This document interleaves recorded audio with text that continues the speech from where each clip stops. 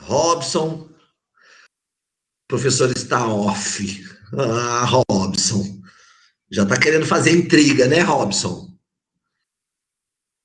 Tô off nada, tava fazendo meu café, ó. Café, que aqui tá um frio da gota serena.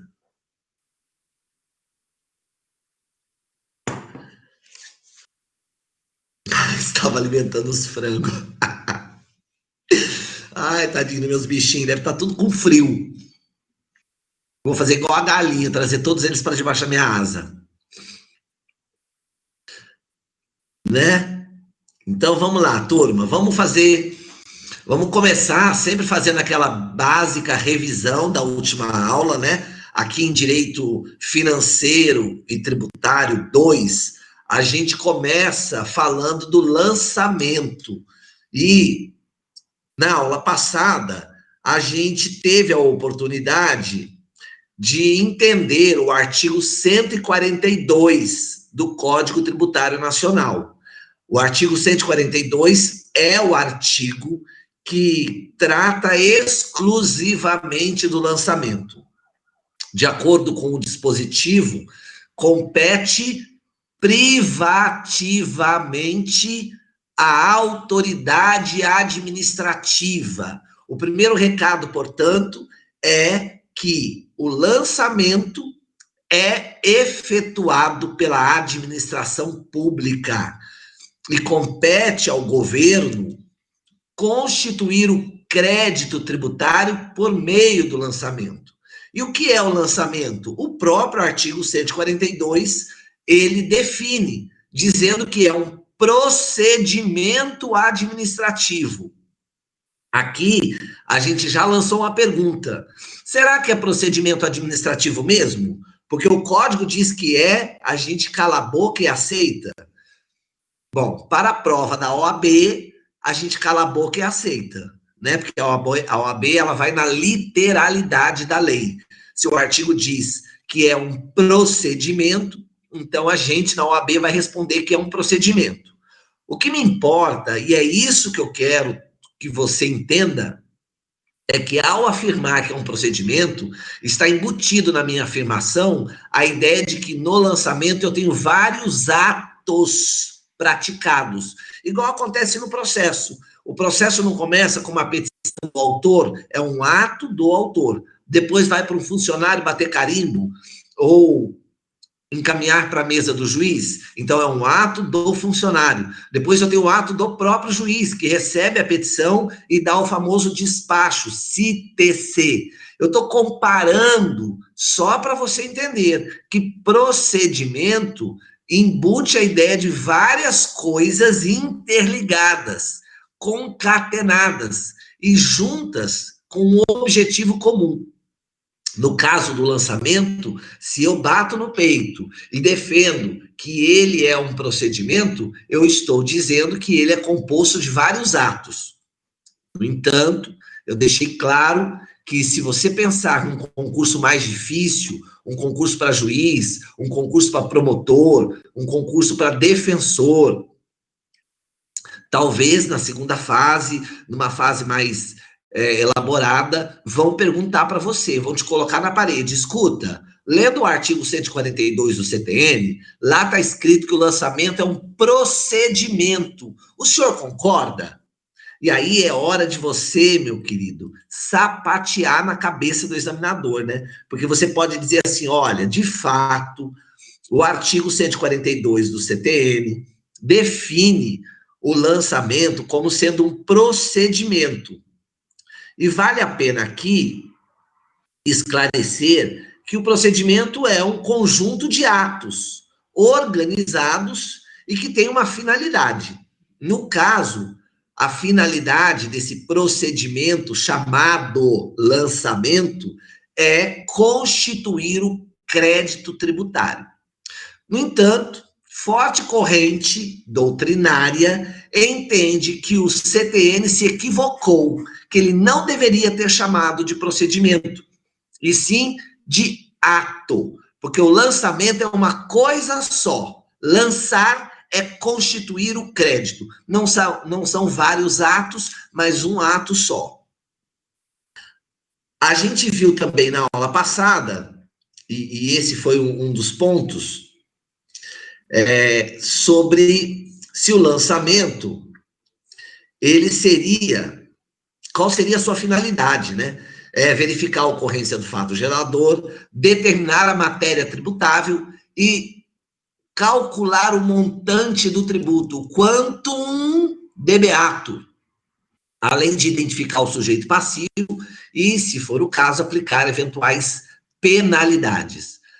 O lançamento, ele serve para a administração, para o governo identificar o sujeito passivo naquela situação concreta, identificar o valor, o quanto, e, claro, fazer nascer o crédito. Nós perguntamos se o lançamento ele seria um procedimento ou um ato constitutivo ou declaratório. Essa é uma outra pergunta muito boa. E a resposta tem que ser depende. Porque o lançamento, ele é ao mesmo tempo declaratório da obrigação, da ocorrência do fato gerador. Então, ele declara que você comprou um carro, ele declara que você adquiriu um imóvel na cidade, imóvel urbano, ele declara que você fez uma importação. O lançamento, ele tem a natureza de declarar, portanto, com efeito retroativo, a ocorrência da obrigação, a ocorrência do fato gerador. E ao mesmo tempo que ela declara que ocorreu, que você comprou o carro, que a mercadoria circulou, ele também constitui, cria, faz nascer o crédito. Então, essa pergunta é capciosa. Se alguém te perguntar, escuta, o lançamento, que é aquele procedimento, ou para alguns, aquele ato do governo, ele é declaratório ou é constitutivo? E você vai responder, depende. Ele é declaratório da obrigação, do fato gerador, portanto, o efeito é retroativo, e ele é constitutivo do crédito, e o efeito é daqui para frente. Ou seja, tem a ver com aquela brincadeira ex tunc, bate na testa, cai para trás, retroage, e ex nunc, bate na nuca e vai para frente. Essa é a grande questão quando a gente enfrenta a pergunta sobre o lançamento ser constitutivo ou declaratório. Também nos preocupamos em saber quem é que faz o lançamento dentro da administração. Evidentemente, no âmbito federal, não é o presidente da República. Não vai ser o Bolsonaro que vai sentar numa mesa e fazer o lançamento de todos os impostos de renda, né? Quem faz, no caso da União, é o auditor da Receita Federal. É um concurso, ganha bem, cai fortemente contabilidade. No caso dos estados, é o agente fiscal de rendas. E no município, é o auditor fiscal do município. Mas, embora eu acho importante você saber o nome do funcionário que faz o lançamento, até porque se ele fizer um lançamento com abuso de poder ou em flagrante ilegalidade, você vai poder impetrar o mandado de segurança contra ele, embora a gente precise saber o nome, eu quero deixar claro que a nomenclatura desse funcionário pode variar de estado para estado, pode variar de município para município, porque cada estado vai criar sua lei e os seus cargos e os seus funcionários. Cada município vai criar sua lei, os seus cargos e quais serão os seus funcionários. Mas, em tese, pelo menos fica mais fácil a gente usar essa nomenclatura padrão. A gente chama de auditor aquele funcionário que eventualmente faça o lançamento dos tributos federais. Ou agente fiscal, se for estadual, e auditor fiscal do município, ou alguma coisa equivalente, se for tributo municipal. A quarta e última pergunta que eu lancei na aula passada, e foi onde a gente parou, diz respeito ao fato do lançamento ser uma atividade vinculada ou discricionária. Foi aqui a minha pergunta. O funcionário que faz o lançamento, o agente do Estado, ele é obrigado a lançar ou esse lançamento pode ficar sujeito a uma questão de oportunidade, de conveniência? E a resposta é dura, a resposta é direta. A atividade do lançamento é sempre vinculada, é obrigatória. Por isso, eu costumo dizer, é besteira você pagar propina para um fiscal que foi lá na sua empresa fazer uma fiscalização sobre os tributos. Por que que é besteira? Porque ele não tem que querer. Se ele se corrompeu, um outro funcionário que pode ser nomeado para ir lá por conta da denúncia de corrupção, ele é obrigado a lançar. E se você pagou propina, você é um idiota, né? Porque você pagou, ao invés de pagar o tributo, você deu para o funcionário, e isso não impede de um outro funcionário providenciar o lançamento. O lançamento não é uma atividade discricionária. Não está sujeita a oportunidade e conveniência. Muito pelo contrário, o lançamento é uma atividade obrigatória, vinculada. E diz o parágrafo único do 142 que o funcionário está sujeito à responsabilidade funcional. Responsabilidade funcional, quer dizer, se ele não fizer, ele inclusive vai responder, e eventualmente até por um crime, ok? Perfeito, pessoal. Até aqui tá tudo bem, a gente só fez uma revisão do lançamento, né? E a gente pode, então, a gente só fez uma revisão da aula, e agora a gente pode entrar no tema revisão do lançamento. Se o lançamento é tudo isso, ou seja, é um procedimento administrativo que tem natureza declaratória da obrigação e constitutiva do crédito, é vinculada, ela pode ser revista? Essa é a pergunta. Uma vez que eu lancei o IPTU em nome da Gabriela Priori, uma vez que eu lancei o IPVA em nome do Robson, eu posso rever, governo, eu posso rever um lançamento feito pela administração, pode ser revisto de ofício ou precisa ser provocado? Eu, Vâner, recebo meu carnê de IPTU, eu posso ir lá na prefeitura e pedir para rever? Está errado isso aqui? Ou uma vez lançado, acabou? Essa é a questão. Então, a resposta a essa questão, a gente vai tirar lá do artigo 145. O artigo 145 do CTN, ele fala, ele inaugura o tema revisão do lançamento. O artigo, ele já começa com uma frase impactante. As palavras que aqui estão postas não podem ser ignoradas por vocês. Olha só. O lançamento, diz o artigo 145, regularmente notificado. O que quer dizer isso? Regularmente notificado. Ora, regularmente notificado quer dizer que eu, sujeito passivo, eu, Vâner, que tenho um carro, eu receberei o, o imposto, o IPVA, na minha casa. Eu vou ficar sabendo. Notificar é me dar ciência. Então, eu vejo que o Renato tem uma casa, está no nome dele, e quando chega o carnê do IPTU na casa do Renato, o Renato está sendo notificado. A partir do momento que ele tem ciência do IPTU 2020, então pode pedir a alteração. A alteração ocorre, na primeira hipótese, por impugnação do sujeito passivo. É questão de prova. Então, bota um olho aí, porque isso aqui pode ser cobrado na OAB.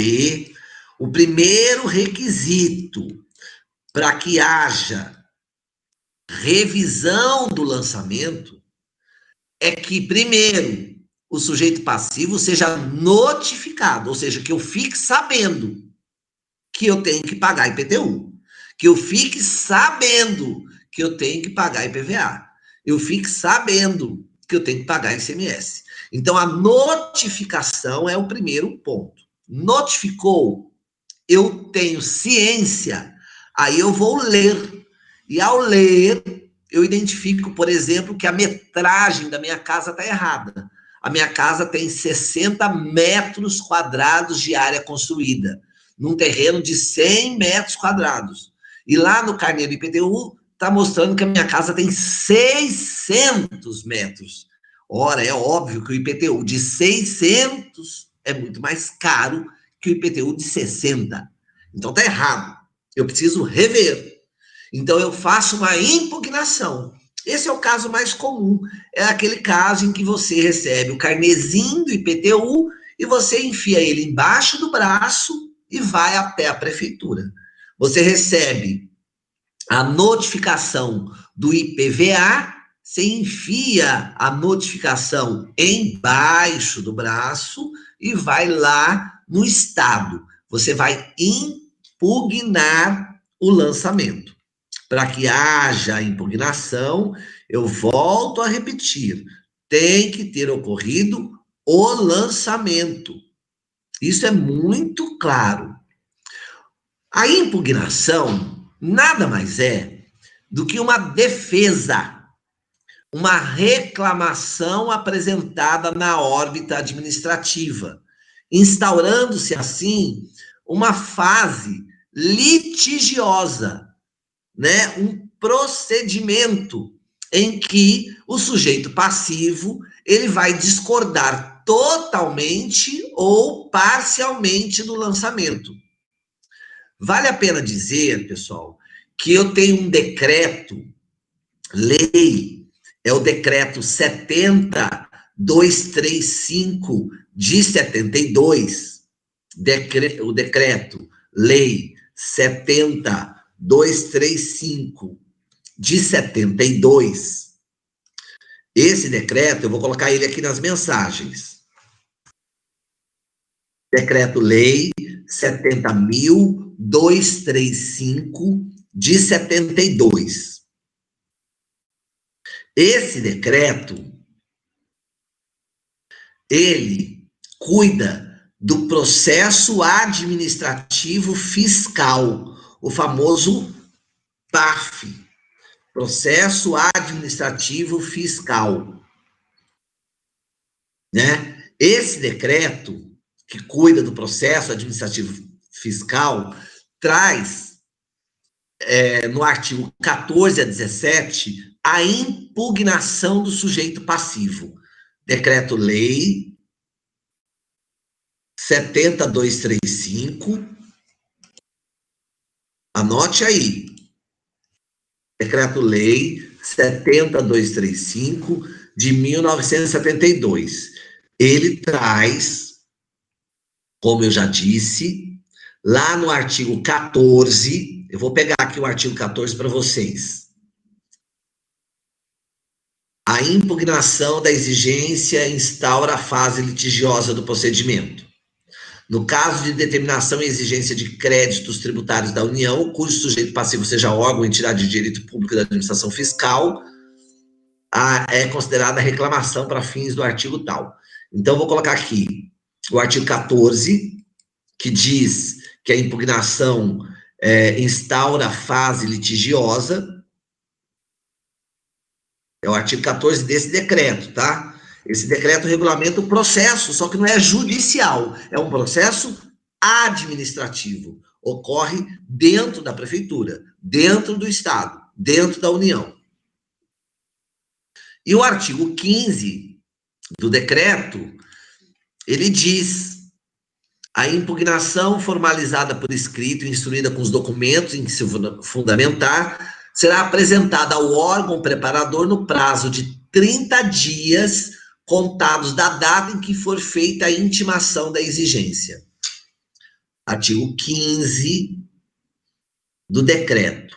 Obviamente, pessoal, eu estou trazendo o decreto, que é uma norma infraconstitucional, mas se você for analisar sobre o aspecto da Constituição, o fundamento do pedido de revisão por parte do sujeito passivo é constitucional. Eu estou falando do artigo 5º da Constituição, cujo inciso 55, que eu acabei de colocar aí no chat, fala do contraditório e da ampla defesa. Então, se o governo, ele faz o lançamento, e eu sou notificado, eu sou cientificado, eu sou avisado de que tem tributo para eu pagar, que quem tem que pagar sou eu, não é minha mãe, não é meu pai, não é minha esposa. Eu sou o sujeito passivo, eu sou o contribuinte, ou eu sou o responsável tributário. Tem um valor, eu quero recorrer, não concordo, eu faço a impugnação. Eu estou exercendo o direito ao contraditório. E isso, importante deixar claro, o contraditório não existe só no processo judicial. O contraditório existe na esfera administrativa. Então, eu posso fazer o meu pedido de impugnação daquele lançamento, questionando assim aquela atividade praticada pelo funcionário do Estado. A outra hipótese de um lançamento ser revisto pode ser pelo próprio governo. É o chamado recurso de ofício.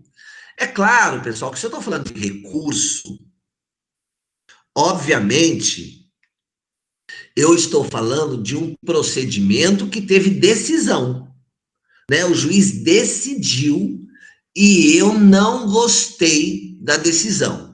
Eu recorro, eu, Vâner. Esse recurso não é de ofício, esse recurso é do Vâner. Agora, esse recurso de ofício, que está aí no artigo 145, ele se assemelha com o reexame necessário do Código de Processo Civil, o reexame necessário do CPC, reexame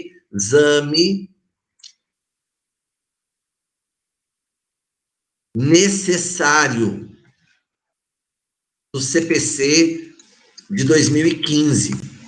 Esse assunto está lá no artigo 496. Por favor, eu preciso que você aqui tome cuidado. Eu estou citando um artigo do Código de Processo Civil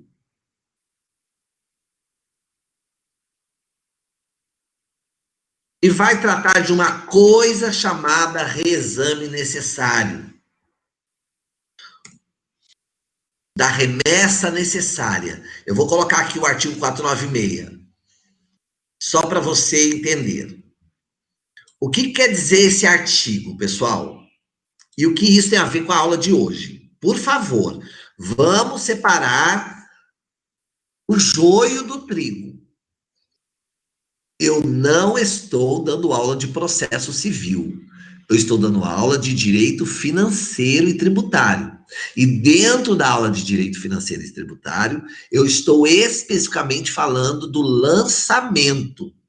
E ao falar do lançamento, eu estou dizendo que este procedimento parece um processo da justiça.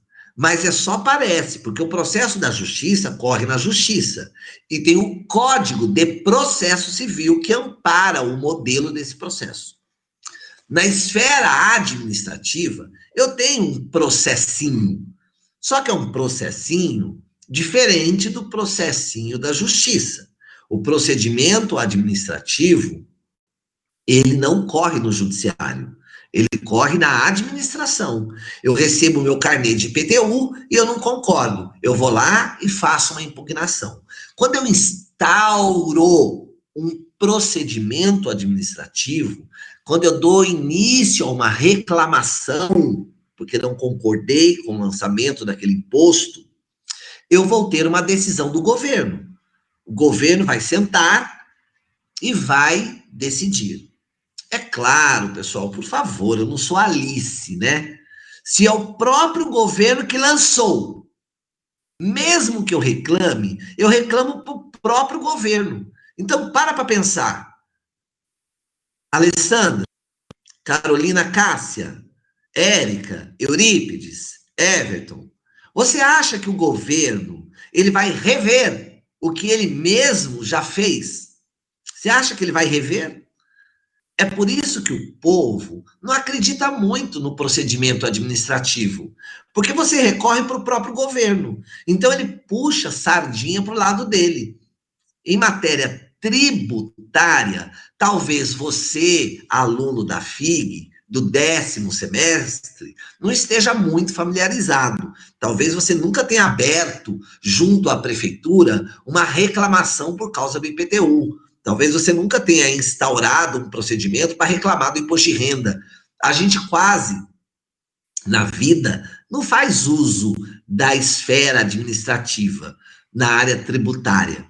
Mas a gente conhece muito bem quando o assunto é multa de trânsito, né? Isso não é tributo. Multa de trânsito é uma penalidade, é uma, perdão, é uma penalidade que ocorre quando você comete uma infração, né? Então eu corri acima da velocidade permitida e tomei uma multa.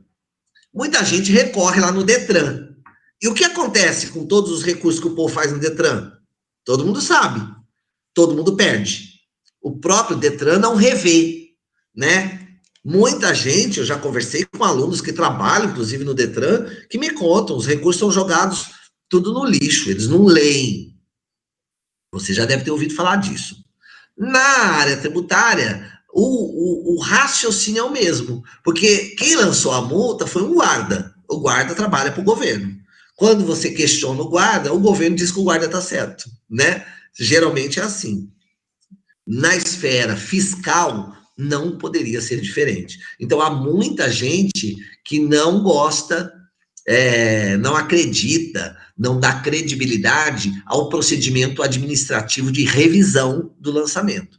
Muita gente prefere contratar um advogado e ir direto na justiça, porque o juiz, este, age em nome do Estado e deve ser imparcial, inclusive quando o próprio Estado se encontra no processo. As pessoas acreditam mais na justiça do que no próprio governo. Mas o recurso de ofício, que é o item 2 do artigo 145, ele parece com o reexame necessário do CPC. Qual é a filosofia? O que está por trás dessa hipótese de rever o lançamento? Então, você imagina, vamos para algo concreto. A dona Maria recebeu em casa, e isso é importante, recebeu em casa a notificação do IPTU. A dona Maria mora em Guarulhos. Ela olha a notificação, não concorda e ela abre lá na prefeitura uma impugnação, uma reclamação. É como se fosse um procedimento igual da justiça, só que esse é administrativo. A dona Maria, para fazer isso, não precisa de advogado, mas eu, Vâner, sugiro, advogado é indispensável. Por quê? Porque o contribuinte não conhece as nuances, não sabe da jurisprudência, e o advogado, para atuar na área administrativa, vai cobrar pelo serviço, né? Você vai lá na prefeitura, você vai fazer a petição, a reclamação. Pois bem, imagine que a dona Maria recebeu o carnê do IPTU, leia-se, foi notificada, receber o carnê é notificar. Ela foi avisada que tem IPTU para pagar. Então ela recebeu o carnê, viu que estava errado, ela foi lá e abriu uma reclamação. Neste caso, o procedimento administrativo vai apurar se houve ou não erro. Imagine que tenha chegado à conclusão que errou, que ela não tem que pagar IPTU, que ela é isenta, porque é aposentada, porque a casa dela é só de 10 metros quadrados, E há uma lei de Guarulhos que dá isenção para quem mora em casa pequena, quem é pobre. Então, ela prova administrativamente que deve-se cancelar aquela notificação, aquele lançamento, perdão. Pois bem, quando há essa decisão, o governo perdeu. Toda vez, olha para mim, toda vez que o governo perder, o caso automaticamente tem que ser revisto. Automaticamente tem que ser reanalisado. Esse automaticamente tem que ser revisto é o que a gente chama de recurso de ofício. É um recurso que eu não preciso recorrer, porque o próprio caso, porque perdeu o governo, tem que subir, tem que ser revisto. Isso já existe no processo civil, lá no artigo 496. Isso é para processo na justiça. E nós temos algo parecido na esfera administrativa. Administrativamente, se o governo perde uma reclamação feita por um contribuinte, o caso tem que ser automaticamente revisto. Ou seja, na esfera administrativa, mantém-se essa ideia de proteção. Por que que existe o reexame necessário? No processo civil e na esfera administrativa, o viés do raciocínio é o mesmo. Se o governo perde, portanto, ele não vai ganhar dinheiro daquele imposto, ele perdeu grana. No fundo, olha para mim. Quem é o governo? O governo somos nós. Cada um de vocês, Érica, Fábio, Everton, Eurípides, cada um de nós pagamos impostos. E os nossos dinheiros vão todos para o governo. Se o governo perde, quem perdeu fomos nós. Se o governo deixa de receber um dinheiro de um tributo, quem deixou de receber um dinheiro de um tributo fomos nós. Então, toda vez que o governo perde, o caso tem que ser revisto. É como se colocasse uma dúvida por segurança para dizer: será que tinha que perder mesmo? Será que esse dinheirinho não era obrigatório? Não tinha que pagar? Esse é o tal do recurso de ofício. É óbvio, pessoal, que o que eu quero, e esta é minha função ao ler o artigo 145 do CTN, é que você entenda que quando é feito o lançamento, esse lançamento só pode ser revisto, na primeira hipótese, se o próprio contribuinte fizer uma impugnação. Na segunda hipótese, o contribuinte fez a impugnação e conseguiu cancelar o pagamento do tributo. Portanto, o governo perdeu. E se o governo perdeu, o recurso de ofício, rever o caso, pode ser um caso de rever o lançamento. A terceira e última hipótese diz que o lançamento pode ser revisto nos casos do artigo 149. Aí você vai lá no artigo 149 e você abre uma lista de hipóteses. Só para você ver, o 149, nessa lista, né, de situações, prevê a revisão do lançamento, de ofício, inclusive, quando? Primeira hipótese, quando a lei determinar. Se a lei mandar, a gente cumpre a lei. A segunda hipótese, quando a declaração não seja prestada por quem dê direito, no prazo e na forma da legislação tributária. Obviamente, ele está falando que alguém se fez passar pelo responsável, pelo pagamento do tributo, fez a declaração. Isso acontece, por exemplo, o meu contador é que faz a minha declaração de imposto de renda, né? E ele prestou a minha declaração de forma incorreta. Quem tem que fazer a declaração sou eu, né? Ele faz para mim, eu pago, mas quem está enviando sou eu. Quando a pessoa legalmente obrigada, embora tenha prestado declaração, deixa de atender no prazo e na forma da legislação tributária qualquer pedido de esclarecimento feito pela autoridade administrativa. Então, se a autoridade olhou aquele lançamento, que nasceu por conta de uma declaração sua, você foi lá e disse que comprou um carro, 0 quilômetro. Você disse que foi na concessionária. O governo não está sabendo. O governo não sabe que você acordou hoje e resolveu ir lá comprar um carro, 0 quilômetro. Então, quando você compra, a informação começa de você, né?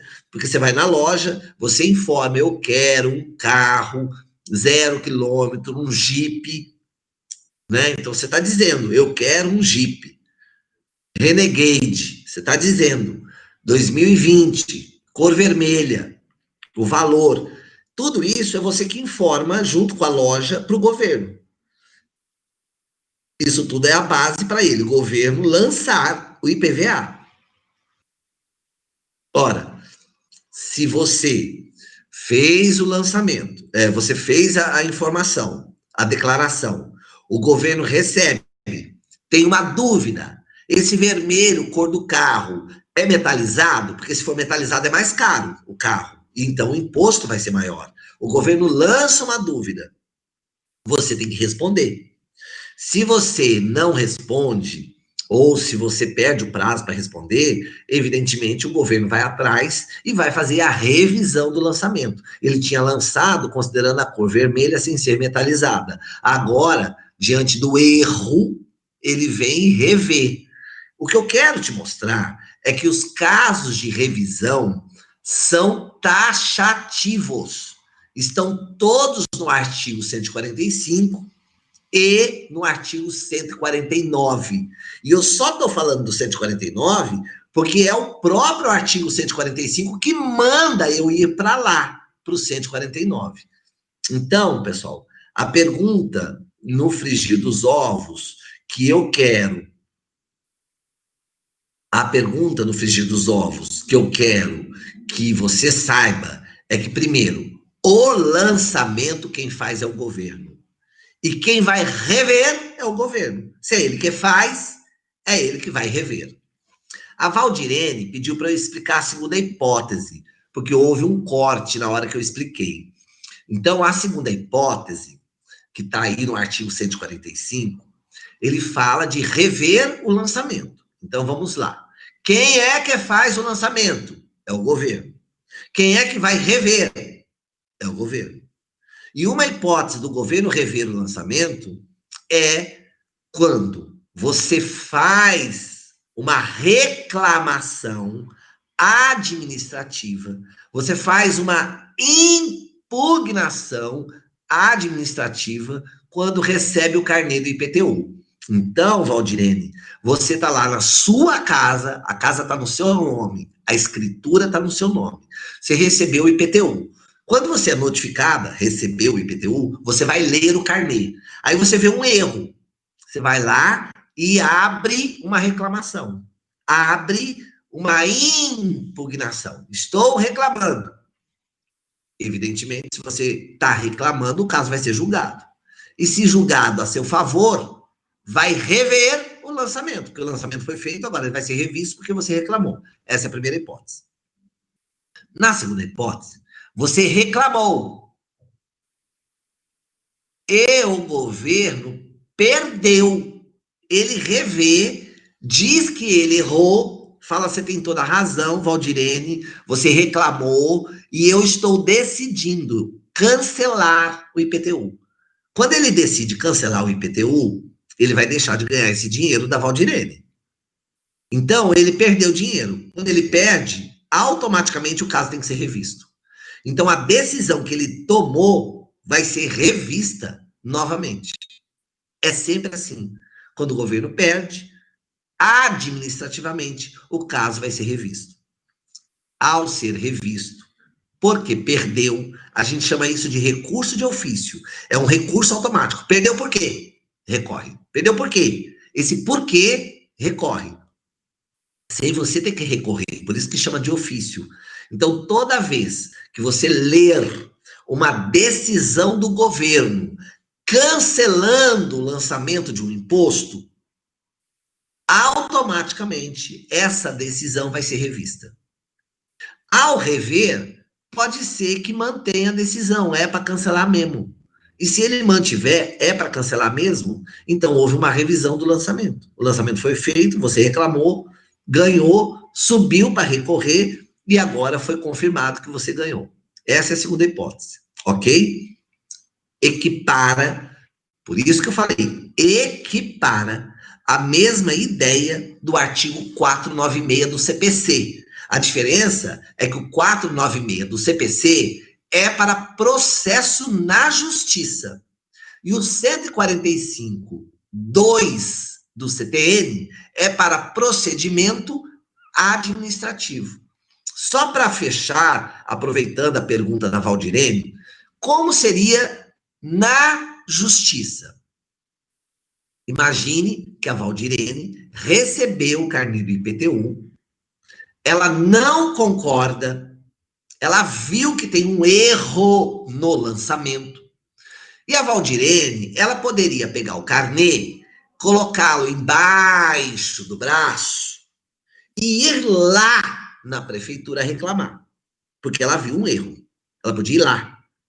Só que a Valdirene, ela pensa que ir lá na prefeitura reclamar do IPTU é pura perda de tempo, porque a prefeitura é Caxias, ela não vai tirar o IPTU, ela quer dinheiro da Valdirene, então ela pensa, eu vou lá reclamar para a própria prefeitura? Eu não, eu vou contratar um advogado e eu vou brigar sim, mas eu vou brigar na justiça. Ela abre um processo judicial para rever o lançamento. Porque para a justiça todo mundo pode ir. É o artigo 5º da Constituição que diz que a lei não excluirá da apreciação do judiciário lesão, ameaça a direito. Então ela pode ir na justiça. Ao invés de ir na prefeitura, ela pode ir direto na justiça. Se ela for direto na justiça, ela vai abrir um processo judicial, porque está na justiça. Esse processo é contra a prefeitura, é sobre o IPTU. Vai ter uma sentença. Se a Valdirene ganhar, logo ela não vai ter que pagar o IPTU. E quem disse isso foi um juiz, num processo judicial. Se a prefeitura perder, automaticamente tem que subir para o Tribunal de Justiça. Automaticamente. É isso que o artigo 496 do CPC está dizendo. O 496, eu vou repetir aqui, ele diz: está sujeita ao duplo grau de jurisdição, não produzindo efeito, senão depois de confirmada pelo tribunal a sentença proferida contra, tá vendo? Contra a União, contra os estados, contra o Distrito Federal, contra os municípios. Toda sentença contra o governo tem que ser revista. Isso a gente chama de reexame necessário. Aí você me pergunta, toda decisão da justiça que a prefeitura perder, toda decisão na justiça que o Estado perder, toda decisão da justiça que a União perder, tem que subir para o tribunal? Resposta, não. O 496, ele é fruto do CPC, ele é fruto de uma evolução. O 496 traz 2 casos, presta atenção. O 496 do CPC para a justiça traz duas hipóteses em que mesmo que o governo perca, não vai ter revisão automática, não vai ter revisão necessária. São 2 hipóteses. Estão lá no 496, mas isso só serve para processo civil na justiça. O 496 é do Código de Processo. E o Código de Processo fala de processo na justiça. O CTN fala de procedimento administrativo. Não é na justiça, é lá na prefeitura. Não é na justiça, é lá no estado. Não é na justiça, é lá na União. Pois bem, o 496 traz 2 casos em que não vai ter obrigatoriamente reexame. O primeiro caso usa como regra o valor da causa. Para chegar a esse artigo 496 e a primeira exceção, que não vai subir tudo, usou como critério o valor. Pessoal, tem caso tão pequeno, tem gente que vai brigar na justiça contra a prefeitura por causa de R$ 100. E se o juiz decidir que a prefeitura tem que pagar R$ 100? Ela perdeu a prefeitura? Sim. E quem é a prefeitura? Somos nós. E se a prefeitura tem que pagar, da onde que sai o dinheiro? Do nosso bolso. Então quem tem que pagar somos nós. Toda vez que o governo perde, somos nós que perdemos. Então o reexame é para ser revisto o caso. Só que não vai rever casos cujo valor seja baixo demais. Porque aqui entra a regra do custo-benefício. Toda a estrutura da justiça, e eu estou colocando aqui água no fórum, energia elétrica, funcionários e seus salários, toda essa estrutura, manutenção de elevador, toda essa estrutura tem um preço. Agora, você acha que dá para ficar entupindo o judiciário com causas de R$ 50? Então veio o código e elimina. Eu estou colocando R$ 50, que é um valor bem baixo, viu, pessoal? Mas lá no artigo 496 do CPC, e eu repito, para processos judiciais, o valor para o governo federal, que não vai ter revisão, estou falando do parágrafo 3º, o governo federal é 1.000 salários mínimos. 1.000 salários mínimos. Quer dizer, se o salário mínimo está R$ 1.000, são 1.000 vezes 1.000. 1.000 vezes 1.000 significa que para o governo isso é troco, isso é lixo. Então, os casos de 1.000 salários mínimos para o governo, não vai, até 1.000, o governo não vai rever. Ele já bota na conta do prejuízo.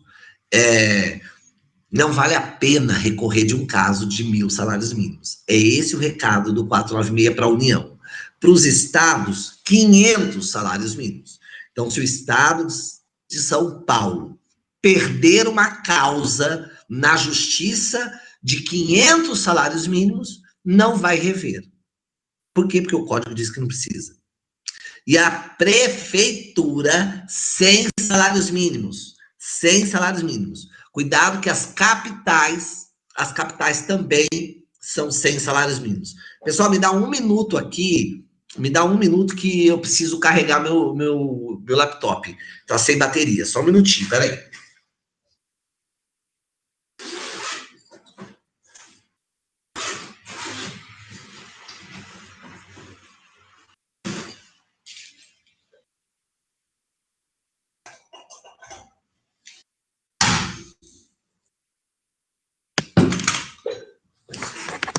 Esqueci de fazer isso. Perdão, viu? Então vamos lá, vamos retomar aqui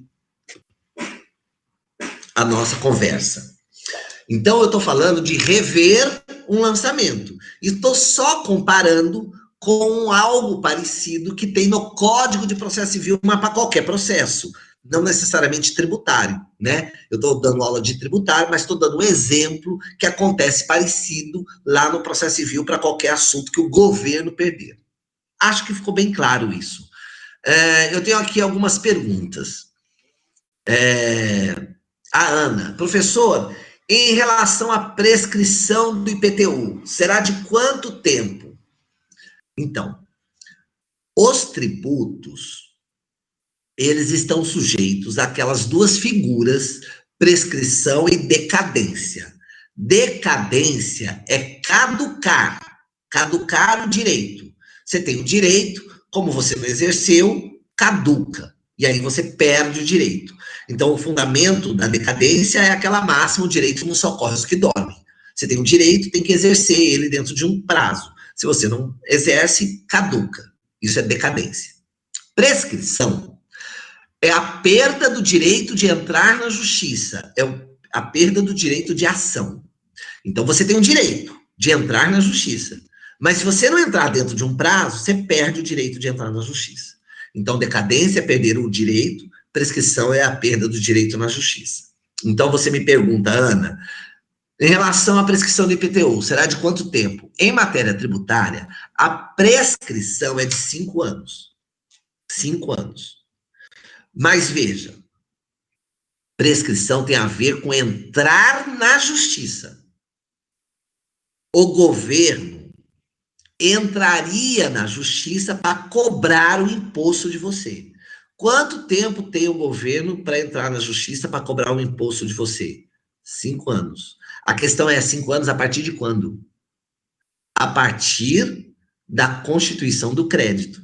Por isso que a linha do tempo, aquela linha do tempo da relação jurídico-tributária é fundamental, porque aqui tudo começa com a hipótese de incidência. Uma situação dizendo, se a Ana comprar um carro, vai ter que pagar IPVA. Se a Ana comprar um carro. Então, um belo dia, a Ana compra um carro. É o fato gerador. A Ana compra o carro.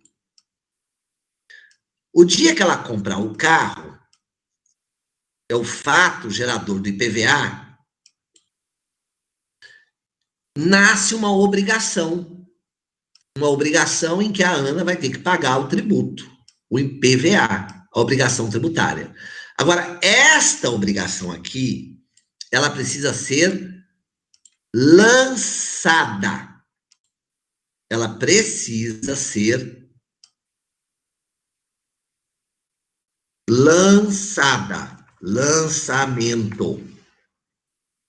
É a partir do lançamento que constitui o crédito tributário, que eu vou pôr aqui de preto. Crédito tributário. É o CT. Crédito tributário. Então, veja na linha do tempo como são as coisas. Qual é o momento que o governo tem para fazer o lançamento? Ora, a partir do fato gerador, o governo tem que lançar. É só lançando que eu digo que o governo tem um crédito, que ele tem uma grana. Não adianta só a Ana comprar o carro. Para que o governo tenha o direito de cobrar IPVA, ele tem que lançar. Então, para isso, se ele não lança, ocorre a decadência. Então, a decadência está aqui. Decadência. Ele tem que lançar. Beleza, a Ana comprou um carro em São Paulo, o IPVA é para o estado de São Paulo, e o estado de São Paulo não dormiu no ponto, já lançou. Agora que ele lançou, constituiu o crédito.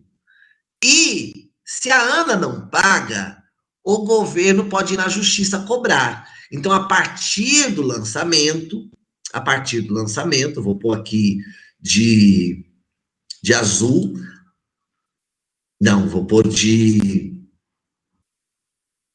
azul claro, a partir do lançamento, a partir daqui, se o governo não entrar com a ação, 5 anos prescreve. Aqui, prescreve. Ok? Essa cor tá meio apagada, mas é prescrição, prescreve. Beleza? Ficou bem claro isso, então, pessoal?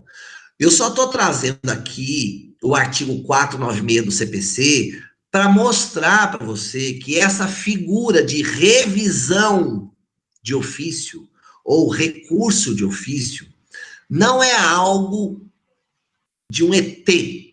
Tem algo parecido no código, parecido. Só que o do código é para os processos na justiça. E o 145 do CTN, inciso 2, é para os procedimentos administrativos. Tá bem claro isso, né? Então, no fundo, arrematando tudo que nós falamos, o lançamento, que quem faz é o governo, e ele é essencial para que ocorra a constituição do crédito, para que o governo possa bater no peito e dizer, eu tenho grana para receber da Ana. Por que o governo vai bater no peito e vai dizer que tem grana para receber da Ana, referente ao IPTU do carro que ela comprou em 2020? Porque houve o lançamento do IPVA. Eu falei IPTU, né? Lançamento do IPVA, porque houve o lançamento. Uma vez lançado, Isso pode ser revisto? Essa é a aula de hoje. E a resposta está no 145. Sim, pode. São 3 hipóteses. Ele pode ser revisto por uma impugnação, ele pode ser revisto por conta de um recurso de ofício. Lembrando que recurso de ofício ocorre administrativamente, muito parecido com o recurso de ofício que ocorre lá no processo. E ele pode rever o lançamento nos casos do 149. Então, o 149 abre uma lista, você vai ver lá naquela lista, tem um monte de hipóteses, até mesmo dolo, erro. O que mais acontece, pessoal? A pessoa importa da China e coloca na declaração: importei da China 3 containers de parafuso. É isso que está na declaração. Aí vem os 3 containers, chega no Porto de Santos, a Receita Federal abre, e o que a gente descobre? Que lá não tem parafuso. Que lá tem porca. Ah, então houve um erro, ou foi um dolo? Foi com intenção? Bom, de um jeito ou de outro, haverá revisão do lançamento, porque o lançamento tinha sido feito em cima de parafuso. E agora eu descobri que não é parafuso, é porca. É isso que eu estou mostrando nos casos do 149, né? Que são todos casos que imprimem a revisão do lançamento. Por que esse assunto é importante? Porque o lançamento é fundamental para construir o crédito. E eu só posso falar em crédito constituído se o lançamento foi feito. E uma vez feito, ele pode ser revisto. Entenderam isso? Beleza? Seguimos adiante. Agora, pessoal, quais são as modalidades de lançamento? Esse assunto despenca na OAB. Então, anote aí no seu caderno, bote muita, mas muita atenção, porque esse assunto cai. Quais são os modelos, os modos de efetuar um lançamento? Como é que você faz? Pois bem, eu tenho 3 modelos. A gente já sabe que o lançamento é um ato, ou para quem prefere seguir o CTN e segue a OAB também, é um procedimento administrativo vinculado do governo. Agora, se quem faz é o governo, é privativo. Esse ato que o governo faz pode ter um maior ou um menor grau de auxílio do contribuinte. Quem faz o lançamento é o governo, mas quem ajuda ele a fazer o lançamento somos nós, que pagamos os impostos. E essa nossa ajuda, ela pode ser maior ou pode ser menor. O grau da nossa ajuda é que vai qualificar as modalidades de lançamento. Por exemplo, eu tenho 3 tipos de lançamento. São os que caem na OAB, são os que estão no CTN. No Brasil, eu já sei que quem faz o lançamento é o governo. É privativo da administração pública. Agora, se é o governo que faz, quais são os tipos? São 3 tipos. O primeiro modelo é chamado de lançamento direto, também conhecido por lançamento de ofício. Ele está tratado lá no artigo 149, 1 do CTN. O lançamento direto de ofício é aquele em que a atuação, a participação do contribuinte é quase zero, quase nada. O governo faz tudo sozinho. Por isso que chama direto, porque ele não precisa de você. Até precisa, mas é muito pouquinho. É o que acontece, por exemplo, com o IPTU. Gente, todo mundo aqui, se não tem casa própria, mora de aluguel, conhece alguém que tem casa própria. Todo mundo aqui já recebeu carnê de IPTU, ou já viu um carnê de IPTU em cima da mesa em casa, certo? Pois bem, a prefeitura, por acaso, ligou lá na sua casa para falar, pedir ajuda para fazer o carnê do IPTU? Não. Você recebeu a visita de algum fiscal que foi lá? Não. Como é que a prefeitura sabe todas as informações? Sabe que eu sou dono do apartamento 402, no quarto andar, no edifício X, na rua Y. Como é que a prefeitura sabe disso? Ué, porque quando eu fui comprar o apartamento, eu fui no cartório para passar a escritura para o meu nome. E no cartório, cada imóvel dentro da cidade tem uma matrícula. E eu sou obrigado a informar a prefeitura. Então a prefeitura só sabe que eu sou dono de um apartamento, porque na hora que eu fui lá fazer a escritura, foi via cartório a informação para a prefeitura: olha, esta casa que existe na cidade, ela agora pertence ao Vânia. Essas informações, que são todas carregadas, autoriza a prefeitura em 2021 a mandar o carnê para minha casa. Ela sabe que a minha casa existe. Todas as casas na cidade estão cadastradas, estão matriculadas. Esse é o ponto. E talvez o problema, né, dessas construções irregulares, que não seguem a ciência, que fazem com que casas desmoronam, que casas caem, que causam tragédias. Por isso que a prefeitura fiscaliza, por isso que ela quer saber. E cada metro quadrado que você amplia na sua casa, você tem que ir lá na prefeitura com alvará. Aliás, ela só dá o habite se você der entrada num procedimento administrativo, né, para ela ver, para ver se tem uma assinatura de um engenheiro responsável, de um arquiteto. Hoje, pessoal, depois daquela tragédia no Rio de Janeiro, em que fizeram uma reforma num prédio, lembra que o prédio desabou? Então, a partir de agora, você não pode mudar uma porta na sua casa sem antes ter um laudo assinado por um engenheiro, e se isso implicar numa mudança na metragem da sua casa, é claro que isso vai alterar o IPTU. Mas o IPTU é uma prova claríssima de uma modalidade de lançamento de ofício. O governo não liga na sua casa, ele já tem as informações, o máximo que ele faz é atualizar, mas ele manda para você, sem nenhuma ajuda sua, o carnê do IPTU. O mesmo acontece com o IPVA. Que informação que você dá para o governo? Você fala, amassei a porta do carro. Não, ele sabe que você tem um carro. E se você vender o carro, aonde você vai? No cartório. E o que o cartório faz? Notifica o Detran, informa o governo que aquele carro não é mais do Vânia, que aquele carro agora pertence, por exemplo, ao Fábio, ou que pertence à Paloma, ou que de repente é do Rio Mar, ou do Romildo. O governo faz isso, né? Ele recebe a informação do cartório de que aquele carro não é mais seu. Qual é a sua parcela de contribuição? Quase zero. Por isso que a gente chama esse modelo de lançamento direto, lançamento de ofício. Então, o que você precisa saber para a OAB? Quais são os tributos que estão sujeitos a essa modalidade de lançamento? Ou, em outras palavras, quais são os tributos cujo lançamento será direto?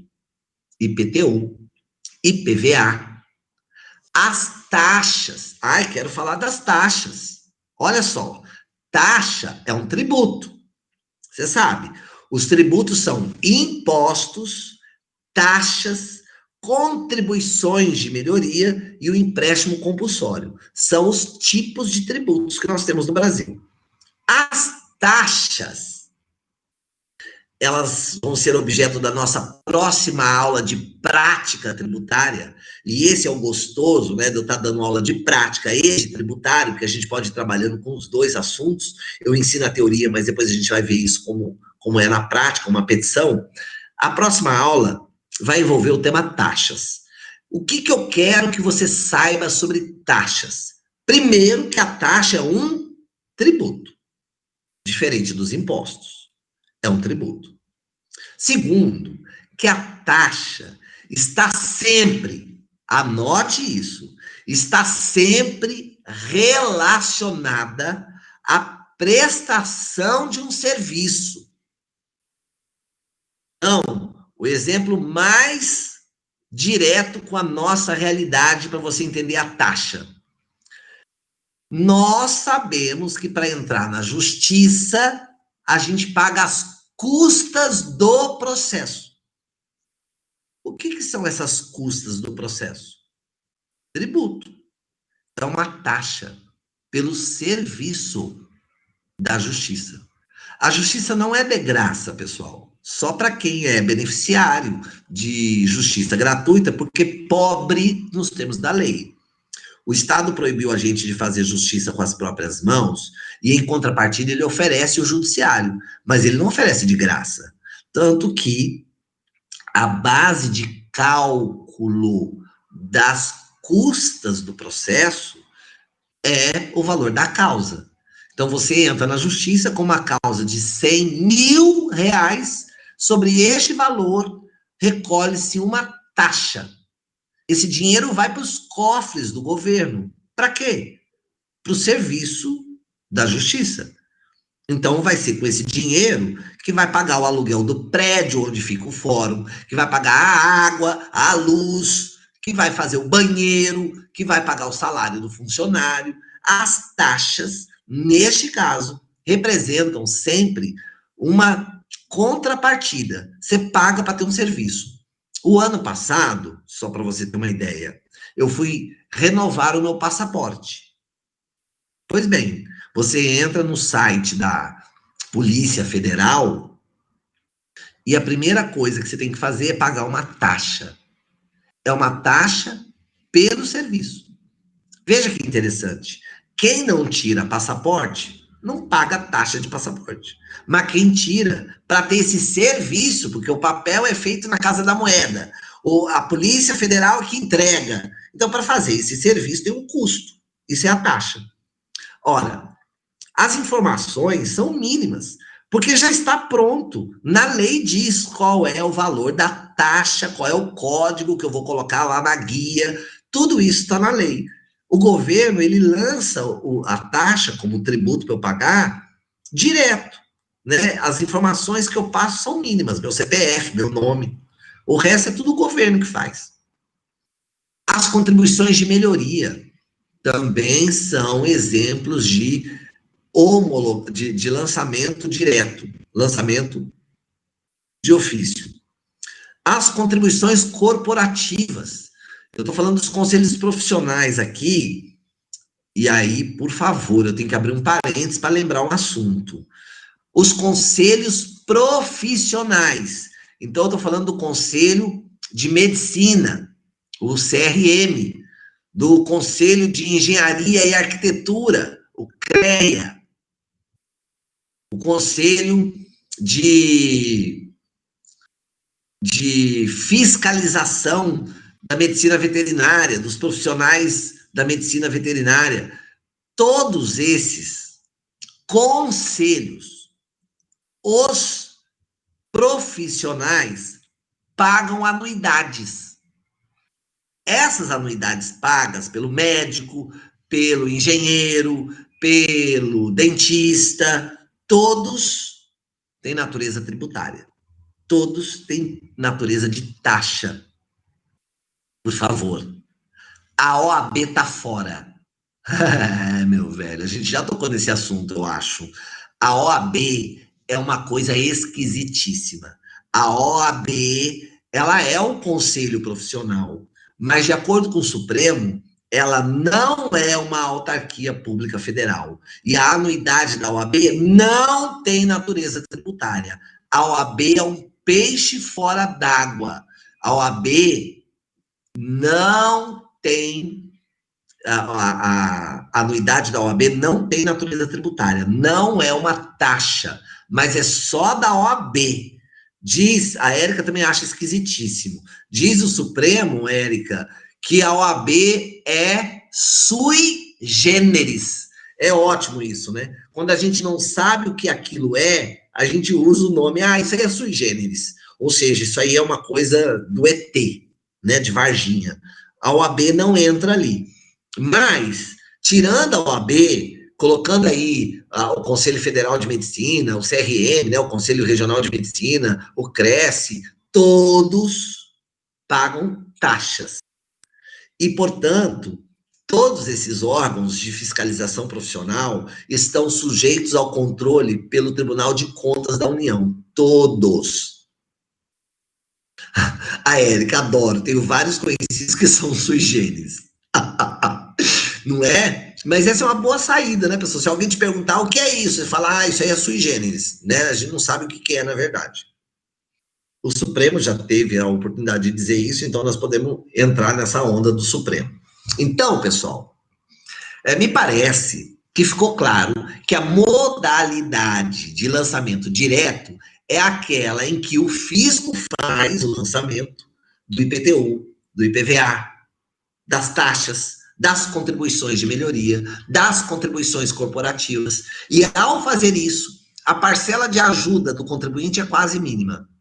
Tudo é feito pelo próprio governo. É o governo que faz tudo. Agora, existe um lançamento em que a gente chama de lançamento misto ou por declaração. Nesse tipo, o governo é que faz, porque cabe ao governo privativamente realizar o lançamento. No modelo misto, é o governo que faz, mas ele conta com uma ajuda enorme do contribuinte. Porque o contribuinte, ele vai ter que fazer uma declaração. Ele é que vai passar as informações de quase tudo para o governo. E o governo, diante dessas informações que foram repassadas pelo contribuinte, ele lança o imposto. É o que acontece com a importação. Ora, pessoal. Diferente do IPTU, que você vai lá e compra uma casa e vai na escritura, e o governo recebe a informação via cartório. Diferente do IPVA, que você vai lá na concessionária e compra um carro zero, e o governo recebe a informação direto da loja. Ou você compra o carro do Mané, e o Mané vai no cartório passar o carro com seu nome e informa o Detran, que informa o governo, diferente do IPTU, diferente do IPVA, diferente das taxas, como é a taxa do passaporte, o imposto de importação, o governo não sabe nada, porque ele não está na sua cabeça. O governo não sabe que hoje o Robson acordou de manhã, bocejou e resolveu importar um videogame lá dos Estados Unidos. O governo não sabe. Então é ele, Robson, que acorda de manhã, entra no site do governo e alimenta uma declaração de importação. Ele vai dizer, olha, eu quero um videogame, mas não é qualquer um. O videogame que eu quero é o modelo Atari. Ainda tem Atari, pessoal, porque eu sou daquela época, né? Não tem mais isso, né? Agora é aqueles outros lá, como é que chama? Tem, Érica? Como é que chama esses que o povo fica jogando a FIFA lá? Que aquele menininho lá daquele coisa lá ficava rodando no coisa do SBT. Xbox? Não, é aquele idiota lá, daquele japonesinho com aquela menina. PlayStation. PlayStation. Vocês lembram disso? Não, não faz parte da minha infância. Pelo amor de Deus, que eu sou mais velho. Mas, enfim, o Robson quer trazer um PlayStation direto dos Estados Unidos, de Miami. Então, é ele que vai fazer a declaração de importação. Ele que vai dar a informação toda, da loja, do preço, dos impostos, tudo isso. Se vai vir de avião, se vai vir de frete, de navio, é ele, Robson, que informa. Por isso, ele faz uma declaração. Ele traz uma parte das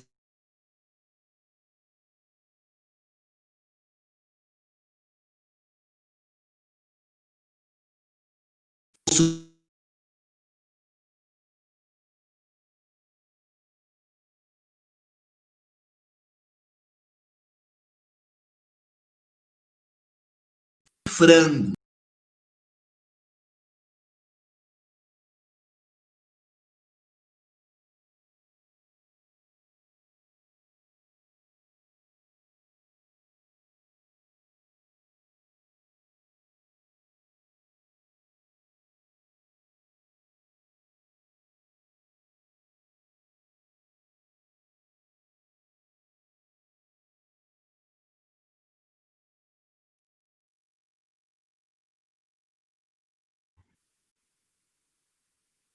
Voltou? F5, vamos dar F5. Mas aqui para mim travou também, ficou tudo travado. Beleza. Logo, logo a gente vai se livrar desse bicho aí. Olha só. O imposto de exportação é a mesma coisa. Eu acordei de manhã, bocejei. O governo não sabe da minha intenção de exportar 10 mil frangos para a China. Sou eu que faço uma declaração de exportação, trago todas as informações, o frango, o ano, o modelo. E o governo, diante dessas informações, lança o imposto de exportação para mim. ITBI, Imposto de Transmissão de Bens Imóveis. Olha como eu quero que você raciocine. Isso despenca na prova, pessoal. E quando cai, a prova quer saber das alternativas qual representa lançamento de ofício. Qual representa lançamento por misto ou por declaração. É assim que cai na prova.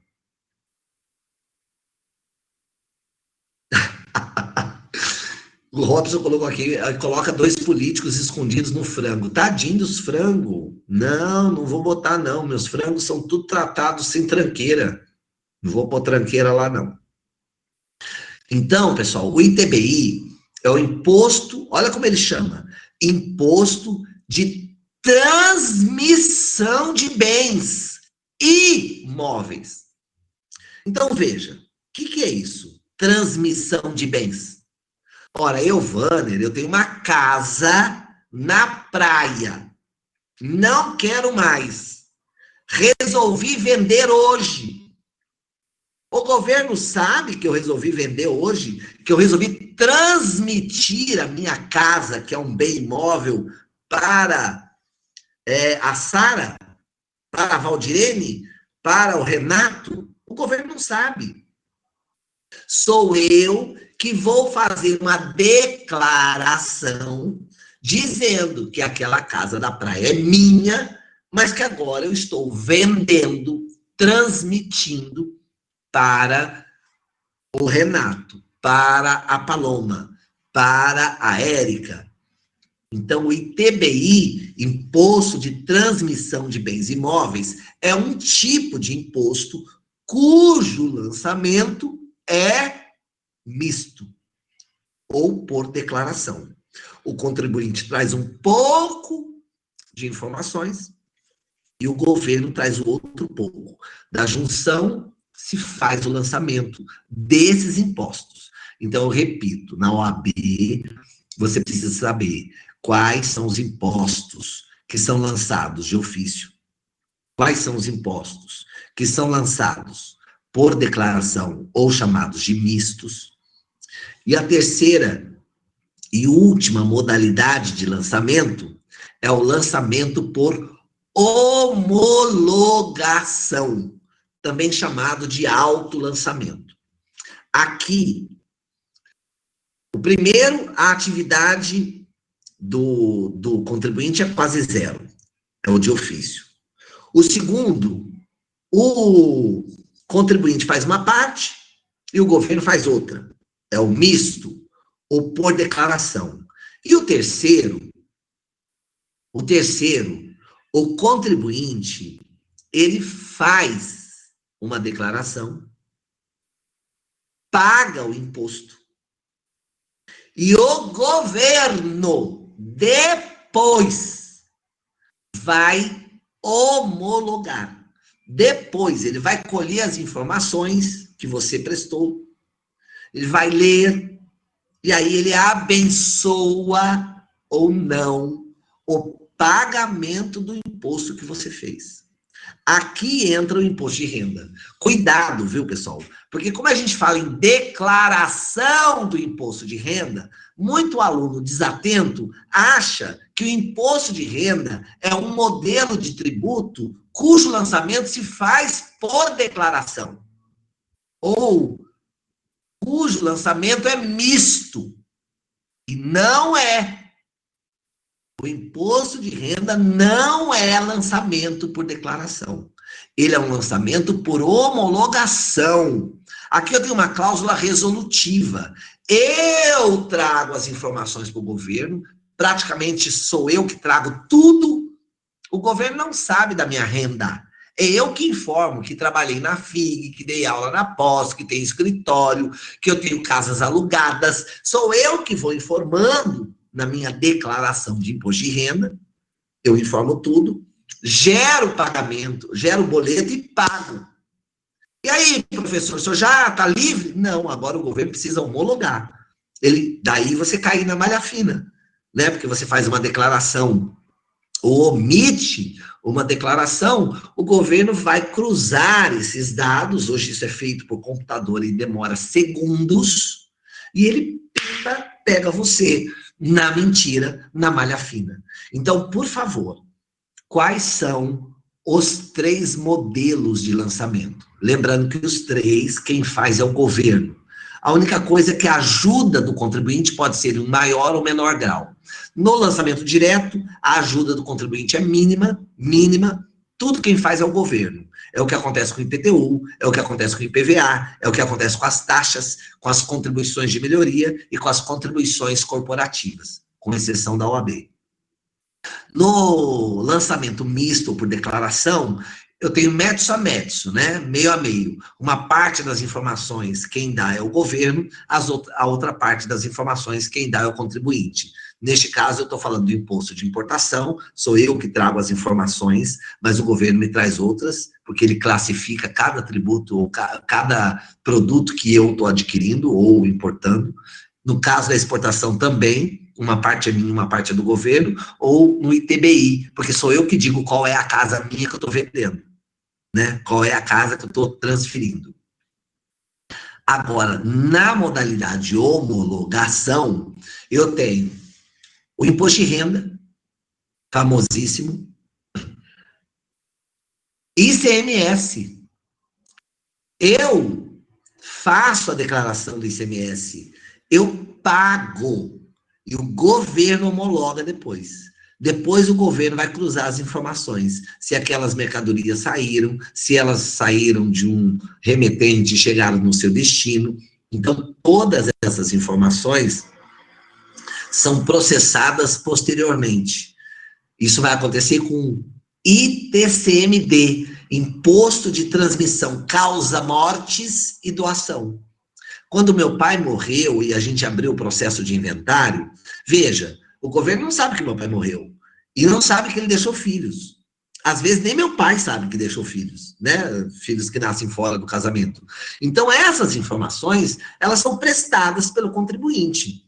Mas o governo, ele vai homologar depois. Depois ele vai ver se todos os filhos estão lá, se todos os bens estão lá, e aí ele homologa, ele abençoa, né, aquele imposto. É aqui, pessoal, que vai surgir muita questão, né, da prescrição e da decadência, porque como o governo homologa, a gente tem que esperar que a homologação aconteça, porque a partir da homologação ele está dando aval, ele está dizendo que aquele imposto está certo. O problema é que ele pode não homologar, e aí nós estaremos diante daquilo que se convencionou chamar de homologação ficta. Homologação ficta. Aquela homologação ficta é aquela em que, se o governo não fizer, nós imaginamos que ela foi feita, né? Ou homologação tácita. Ela está lá no parágrafo 4º do artigo 150. Parágrafo 4º do artigo 150. Ok? Parágrafo 4º do artigo 150. Beleza? Nossa, o tempo já acabou, né, pessoal? 8h55. Ah, riégua, voou o tempo.